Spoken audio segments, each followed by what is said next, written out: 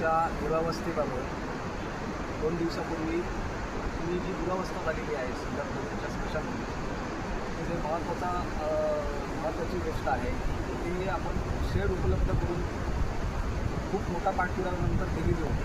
4 महिने लोटूनसुद्धा गेल्या महिन्याभरात किंवा 2-4 महिन्यामध्ये 5 ते 6 जण मयत झालेले आहेत.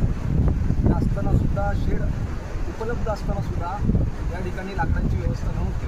आणि जर ही दुरावस्था पूर्ण केली नाही तर त्या ठिकाणी 15 ऑगस्टला निश्चितपणे लक्षवेध आंदोलन करणार असा इशारा मी नगरपंचायत प्रशासनाला दिला होता. हा कोणताही राजकीय विषय नाही, तर हा लोकांच्या प्रश्नांशी निगडीत असलेला विषय आहे. या ठिकाणी नगरपंचायत प्रशासनाने आज या ठिकाणी ही लाकडांची व्यवस्था केलेली आहे. आमची मागणी याबद्दल प्रशासनाचे निश्चित आभार आहे. मात्र आमची मागणी या पुढच्या काळात ही राहणार आहे. केवळ आता आंदोलनाची भूमिका घेतली म्हणून लाकडांची व्यवस्था करू नका, ते इथे कायमस्वरूपी लाकडांची व्यवस्था या गोडाऊनमध्ये झाली पाहिजे, ही प्रामुख्याने आमची मागणी राहणार आहे.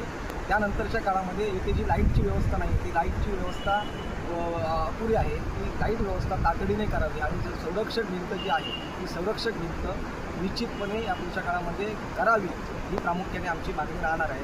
पुन्हा एकदा मी प्रशासनाचे आंदोलनाची भूमिका घेतल्यानंतर प्रशासनाने जी व्यवस्था केलेली आहे त्या प्रशासनाचे आभार मानतो आणि तात्पुरती व्यवस्था नसून तर आम्हाला कायमस्वरूपी व्यवस्था ही या स्मशानभूमीमध्ये झाली पाहिजे.